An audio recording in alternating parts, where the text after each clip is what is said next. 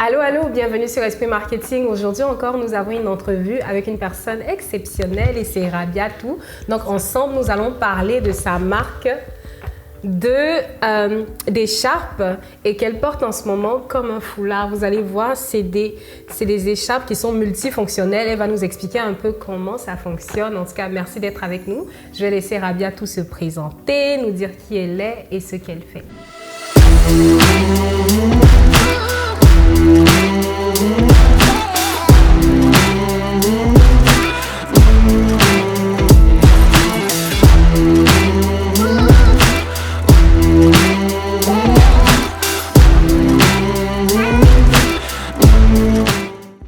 Donc, bonjour tout le monde, moi c'est Rabiatou et je suis d'origine guinéenne. J'ai 25 ans et je vis au Canada depuis 5 ans maintenant, c'était en 2018. Depuis 5 ans maintenant et là je viens de finir mon baccalauréat en gestion internationale, donc c'est en administration. Et à côté je suis aussi employée dans une banque de la région et je suis propriétaire de Famous Bella, on va dire. Donc, vous l'aurez bien entendu, c'est Famous Bella. Allez la suivre sur Instagram. Je pense qu'après ou dans la description, il y aura le lien pour aller la suivre sur Instagram. Donc, elle va nous présenter ce qu'on a ici. Ce sont vraiment de belles écharpes. Puis, je te laisse. Parfait. Donc, qu'est-ce qu'on a ici? Au fond, c'est vraiment, comme vous le voyez, moi, je le mets en foulard. Et on peut le porter en foulard, en hijab, en écharpe parce que admettons, le matériel de celui-ci, c'est vraiment du coton et c'est doux au toucher, ce qui fait qu'on peut le mettre en écharpe contre le froid. Donc, les trois là sont vraiment en coton. Oui, parfait. Le vrai coton. Et lui, ici, il est un peu plus différent, donc en chiffon, beaucoup plus pour la tête, on va dire. Mais comme vous pouvez le voir ici, la différence avec lui, c'est qu'il n'y a pas d'écriture. Donc, lui, c'est vraiment un jeu de couleurs que j'ai voulu faire avec. Et la spécificité, ce qui fait que je me dis que les produits qu'on a ici, que j'ai ici, sont vraiment spéciaux, c'est le fait que j'ai décidé de faire imprimer dessus des phrases de positivité et de motivation. Wow. Ok, on va essayer de les voir ensemble. C'est vrai, je vois les écritures. Donc lui ici, c'est écrit « You are worthy, you are capable, you are amazing ». I am, yes. And you are, that's the goal. And you are enough. Et c'est vraiment en fait un objectif de se rappeler cela. Qu'on se le rappelle en tant que femme, qu'on est vraiment extraordinaire parce qu'on a tendance à l'oublier. Et je pense qu'on va en parler plus au fur et à mesure. Oh oui, oui, effectivement. Nous sommes toutes des femmes amazing, worthy et encore plus de choses. Fait que merci en tout cas pour cette idée-là. Et j'aime bien l'idée des écharpes parce qu'en automne, en hiver, on porte tout le temps des écharpes. Donc, si je me réveille le matin que je dois courir pour aller au travail, au moins mon écharpe me dit pardon, tu es amazing. Ouais, c'est ça. Imagine le matin, tu te réveilles, tu es comme fatiguée, tu dois aller au travail, puis tu as cette pièce-là qui est juste à côté, tu te dis genre que tu es belle, parce que chaque foulard, en fait, a un design qui est vraiment unique. Oui. Comme lui, c'est des fleurs et la tige, c'est une écriture. Comme là, c'est écrit belle, là, c'est écrit innovatrice, là, c'est écrit femme. Fait que c'est vraiment... Ça, c'est tout, moi. Tu vois, comme là, je peux te le faire porter juste comme ça. Et voilà, cool. Ça fait... I like it. Et ça match ma chemise en plus. On va pas mettre ça avec ta coiffure, mais voilà. Ouais. C'est un peu ça l'idée derrière, vraiment. C'est vraiment se le rappeler, que les femmes se rappellent que tu as un accessoire qu'on porte toujours. Moi, par exemple, je coiffe mes cheveux. Je me dis que c'est un accessoire que je peux porter, puis qui me le rappelle au quotidien. À chaque fois qu'il y a ton œil qui tombe dessus ou quelqu'un d'autre le lit, c'est un petit rappel qu'on se fait. Donc, you are amazing. En tout cas, c'est vraiment super. Merci pour ces belles écharpes. Donc, on va continuer sur notre entrevue. La question que j'avais pour toi ici, c'est de savoir, OK, est-ce que, à part le fait de vouloir motiver les femmes en général, est-ce qu'il y a quelque chose ou une personne qui te motive, qui t'inspire, toi? Moi, personnellement, je dirais qu'il y a beaucoup de personnes. En fait, je ne veux pas dire une personne en particulier, ou bien si, peut-être deux, ma maman et sa maman. Ben voilà. Ce sont des femmes qui m'ont vraiment inspirée dans ma vie. C'est-à-dire le fait de les voir avoir des enfants, travailler, avoir leurs affaires, pouvoir en fait s'en sortir dans la vie et accomplir. Tu sais, ce n'est pas des femmes que tu vas voir demain sur un livre. Non. Mais admettons, si moi je dois écrire un livre, je vais écrire un livre sur elles. Parce que leur vécu, c'est extraordinaire. C'est des femmes qui étaient extraordinaires. Je dis étaient parce qu'elles sont toutes parties, malheureusement.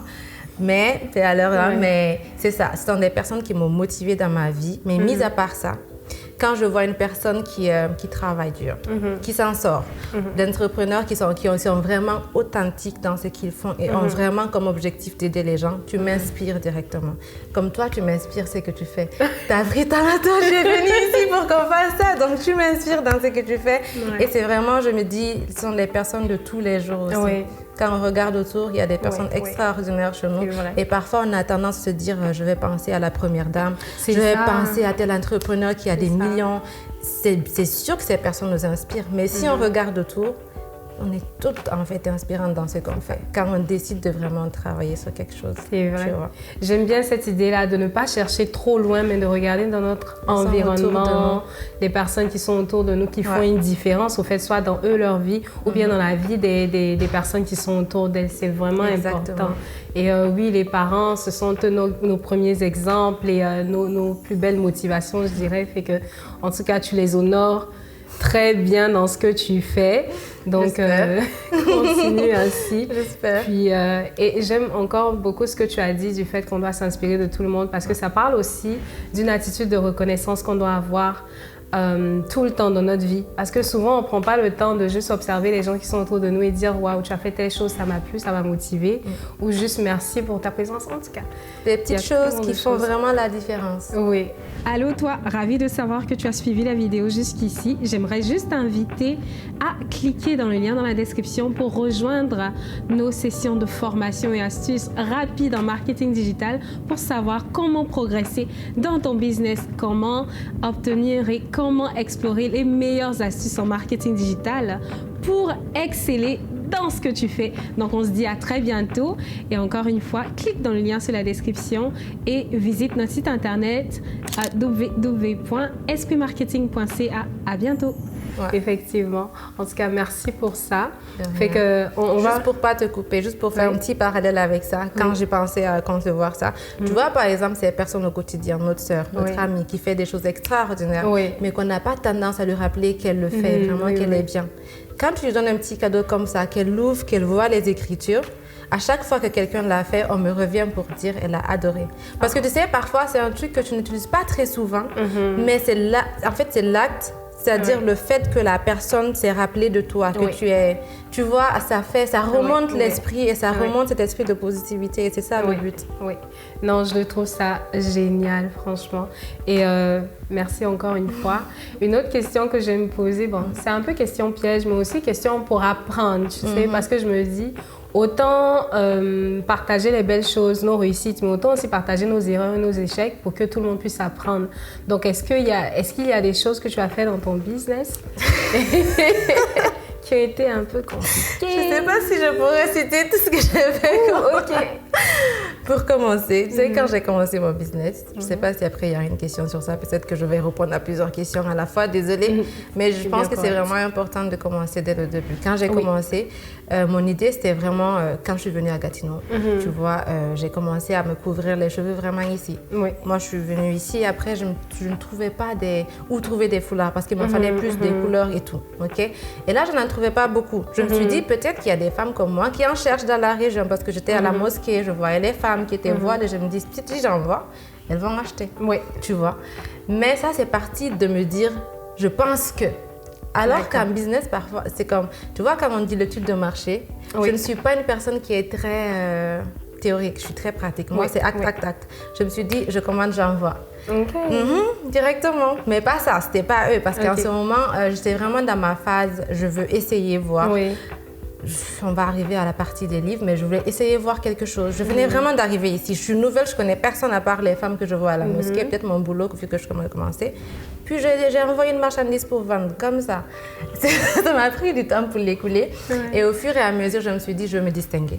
Je ne veux pas juste vendre des foulards pour vendre. Je me suis rendu compte qu'il y en a plein en ligne, des foulards de toutes sortes.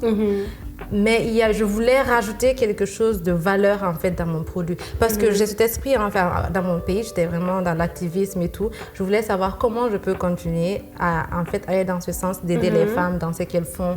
Tu vois, je me suis dit, ok, si je veux vraiment être dans l'entrepreneuriat, comment je peux lier ces deux? On a eu ça. Je me suis dit, je pourrais écrire des phrases Oui. Ok, je me suis dit, je pourrais... En fait, il y a eu plein de choses, je ne dirais pas tel, Oui. mais c'est une chose maintenant une autre. On est venu à ça, trouver une personne qui peut faire du design parce que je suis pas trop, je suis pas vraiment théorique, tout ce qui est, j'aime plus penser et faire l'action. Tu avais des belles idées. Donc là, trouver quelqu'un qui veut, tout ce processus s'est bien passé, trouver des fournisseurs. Ouais, c'était une de mes questions en plus. Une des questions? Oui. Je pense que j'ai été en ligne, il y a plus d'une quinzaine d'entreprises que j'ai vues dans l'Amérique du Nord, le Canada, les États-Unis. Le problème, c'est cher. Oui, je voulais personnaliser en fait des produits qui ne seront qu'à moi. Et je viens juste de commencer, je suis qu'à ma base. Je n'ai pas un capital pour... Et je me dis, si je crée des produits qui sont très chers, ça ne va pas aller atteindre le public que je veux. Je veux que ce soit accessible aux jeunes filles, aux femmes, tu sais, de tous les jours, pas vraiment quelque chose de sophistiqué à ce point. Et là, les fournisseurs, il a fallu que j'en trouve en Chine. Là, ça m'a pris 1 an. Et c'est erreur. Parler à tel, c'est quoi vos prix, je veux tel, te faire comprendre parce que c'est à travers des messages que vous parlez. En anglais surtout. En anglais, et là je commençais en fait avec l'anglais, c'était pas si facile que ça. Parfois c'est Google Translate vite fait et puis je reviens. Donc c'est vraiment, on m'envoie des échantillons, je vois, c'est pas le matériel que je veux de la qualité, je veux quelque chose qui n'est pas... C'est comme on dit Chine directement, les gens pensent fake et tout. Je voulais quelque chose d'authentique et c'était vraiment le seul endroit où je pouvais trouver ça. Et donc pendant 1 an, c'était essai-erreur. Je me disais, c'est ça je veux, c'est ça je veux, c'est ça je veux. Et là, je me suis dit, je vais faire confiance. On m'a envoyé un échantillon, je me suis dit, voilà, c'est ça que je veux. C'est vraiment le matériel que je veux. Et là, on m'envoie la commande. Et quand tu commandes, il faut savoir qu'avec Alibaba, admettons, quand tu commandes avec les fournisseurs, ils t'imposent un quota. Moi, je veux personnaliser. Je ne veux pas acheter ce qu'ils ont en stock. Je veux qu'on me fasse un produit. Et ça encore, ça vient avec un coût. Un coup de plus et un quota. Ils me disent, il n'y a pas minimum, je ne peux pas faire minimum de 100 pièces par design. Et moi, je me dis, je suis à mon début, je veux juste peut-être 25, 50 pour voir comment le marché répond. Et on me dit non. Et c'était le seul pendant 1 an que j'ai trouvé vraiment avec la qualité qui ressemble un peu à ce que je veux. Je me suis dit, vas-y, on y va. J'ai fini par avoir un stock, mais il y a 4 designs. Devine 100, 150 minimum pour un début. Et là, je me suis retrouvée avec des produits qui sont extraordinaires. Mais si tu regardes par exemple ces deux-là, la qualité n'est pas pareille. Lui, il est plus solide que lui. Effectivement. Et la qualité devait être comme ça pour tous. Les deux-là, ça va. Mais lui, il est plus, je vais dire light, il est plus léger. Et là, donc, ça veut dire qu'ils ont vraiment changé la qualité selon le produit. Et j'étais un peu dessus. Mais tout le monde m'a dit, ça revient au même. Ça fait que c'est toujours doux, ça va. C'est ça. Et lui, la qualité, c'était... Le tissu, il est bon, mais c'était quelque chose de plus opaque que je voulais. On m'a envoyé ça. Imagine, tu retrouves avec 100, 150. Et là, j'étais comme... Mais tu vois, tu viens, tu as le produit. L'erreur marketing que j'ai pas fait un marketing avant. Ça a coïncidé, l'arrivée des produits a retardé. Ça a coïncidé avec le décès de maman. Puis je me suis dit, j'ai tout arrêté. C'était un moment où j'ai tout arrêté. Ils sont restés là en stock pendant, je pense, 6 mois parce que j'avais pas une tête de faire quelque chose. Donc c'est en 2020, je pense, que j'ai fait le lancement final, en fin 2020. Alors c'est depuis 2018. Wow, de l'idée à la conception, on est rendu en fin 2020. Je pense que c'est en 2020 j'ai fait le lancement. Et là aussi, comme tu vois, j'ai pas fait de marketing avant pour préparer les gens au produit. Le produit était là déjà. Et du moment où on a annoncé qu'on a une collection et du moment où on lance, c'était déjà là. Qui ont commandé, les amis ont commandé, les proches. C'est toujours. Mais après, c'est tout. Et là, je suis comme non. Je pensais vraiment que les gens vont adorer le produit. Tout le monde me dit c'est une idée extraordinaire. Mais après, il faut acheter. Tu vois. Et après, je suis avec un gros stock. Mais c'est vraiment plus ça, les erreurs. C'est le fait de prendre un gros stock d'un nouveau produit alors que les gens ne sont pas prêts encore. Il faut une grosse sensibilisation, un gros marketing derrière pour vraiment introduire un nouveau produit. Et je pense que c'est ça. Donc, si les gens, il y en a qui veulent vraiment commencer, c'est bien de commencer petit. Très petit. Non, c'est waouh. Franchement, tu as vécu tellement de choses. Je ne pensais pas que ça avait été aussi laborieux. Ça a été long parce que je voulais vraiment... La qualité. Je voulais vraiment la qualité et je voulais imprimer. Ils me disent non, si tu commandes ce qu'on a en stock, ça te fait même pas le quart du prix qu'on veut te vendre. Je dis non, je veux vraiment ça. Dis-toi, j'étais étudiante. Je travaille à temps partiel et il fallait que je commande tout ça avec de gros coûts. Fait que... Franchement, chapeau bas pour ton courage. Et au final, ça a donné de belles choses. Et même au niveau marketing, c'est vrai qu'au début, vous n'étiez pas prêts. Ça a pris du temps avant que ça sorte. Mais c'est juste exceptionnel ce que vous faites, tu vois. Donc, comment est-ce que moi, je t'ai découvert? Je pense que c'est sur Instagram. Sur Instagram, tu vois, parce que je suis vraiment à 100% sur Instagram. Là, je viens de revenir. Super. Ah, c'est ça. Je viens de revenir d'une période de 6 mois d'arrêt aussi. Donc, ça fait que depuis le lancement des produits, sûrement, on en a travaillé dessus que peut-être moins de 6 mois. Fait que là, c'est vraiment la phase où on est OK. On donne le 100%. On montre aux gens qu'on a ces produits ici et aussi l'utilité, pourquoi. Puis, on va voir ce que ça va donner en espérant que les gens vraiment comprennent l'idée derrière. Mais en tout cas, c'est incroyable tout ce que tu as fait. Moi, je retiens ici qu'il y a la détermination qui est là. Il y a aussi le fait de pouvoir faire des erreurs, mais continuer. Et puis aussi le fait de tester de nouveaux ou de ne pas avoir peur et de pouvoir accepter au fait que les choses viennent un tout petit peu différentes de ce qu'on avait prévu. Mais au final, c'est juste super au fait. C'est vraiment ce qui m'a aidé, le fait de ne pas me dire que ça doit être parfait. Parce que je sais qu'il y en a qui sont perfectionnistes. Mais je me dis, parfois, quand tu te lances dans certains... En fait, faut pas t'attendre à ce que ce soit parfait. C'est comme je donne ton 100%, mais si c'est pas parfait, on fait avec ce qu'on a. De toute façon, je pouvais pas les jeter à un moment. Mais à un moment, je me suis rendu compte que, en gros, c'est pas mal et je les aime bien. Finalement, mais moi aussi, je les aime bien. Je les aime bien finalement. Tu sais ce que j'aime. C'est au début qui était un peu, ça me faisait un peu mal parce que, tu sais, j'ai payé pour un prix. On me ramène un autre truc, c'est en Chine. C'est pas comme si je peux aller là-bas. J'ai jamais rencontré ces gens. Mais bon, après, c'est ça, c'est l'aventure, tu sais. On apprend. Puis, franchement, on est dans la bonne saison, on est en automne, fait que n'hésitez pas à venir les acheter. Donc, encore une fois, le lien de sa page Instagram est dans la description. Vous pourrez la contacter directement. Donc, même si ce n'est pas pour vous, vous pouvez les offrir à une personne spéciale, comme elle a dit, parce qu'il y a des mots, de belles phrases d'encouragement qui sont dessus pour tout le monde. Donc, on va partir un peu sur une chose que j'aime plus, c'est ton marketing digital. Que je trouve quand même top notch. Tu réussis à faire ce que beaucoup ne font pas. Déjà, d'avoir le courage de montrer son visage et d'exploiter soi-même son image. C'est pas tout le monde qui le fait, tu vois. Je connais d'autres personnes qui ont des marques aussi qui hésitent un peu à se mettre de l'avant, qui aiment se cacher derrière. Souvent, ça fonctionne pour elles lorsqu'elles ont le gros budget pub, mais lorsqu'on commence et qu'on a des choses qui sont vraiment personnalisées de cette manière, ça vaut la peine en tant que propriétaire et fondateur de se mettre de l'avant pour que les gens s'identifient au message. Fait que toi, tu le fais et de façon super bien. Donc, je te laisse parler de ton marketing. Alors là, mon marketing, comme je te dis, je n'ai pas... Quand tu me dis stratégie marketing, peut-être tu vas t'entendre que je te dise je fais telle stratégie. Mais je suis vraiment quelqu'un qui est très... comment je vais dire ça? On the spot. OK. C'est sûr que j'ai appris avec le temps à me préparer parce qu'il faut avoir une stratégie derrière pour vraiment avoir les résultats escomptés. Mais heureusement qu'avant même que je commence avec mes produits, j'ai décidé de me mettre en avant et puis raconter mon histoire sur les réseaux. Je ne vais pas dire toute mon histoire, mais mon vécu, admettons, depuis que je suis venue au Canada. Je me suis rendu compte qu'à notre âge, on a tellement de choses qui se ressemblent, mais on n'en parle pas. Donc, il y en a qui...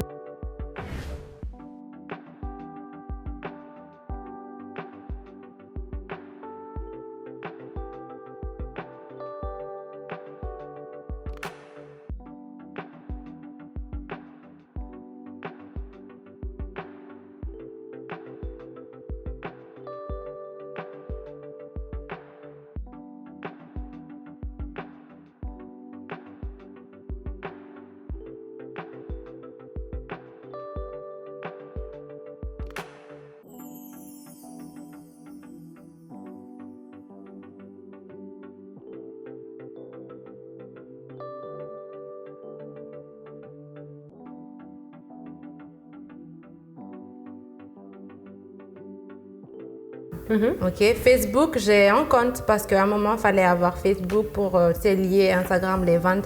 C'était lié à un moment. Puis, mais je n'ai pas le même public cible. Admettons, Facebook, c'est plus des personnes qui sont dans mon pays, qui sont plus en Afrique, qui étaient sur la page quand j'ai regardé. Ce qui est bien, mais je faisais passer des messages en anglais sur Instagram et quand je disais je publie sur les deux plateformes, ça ne marche pas.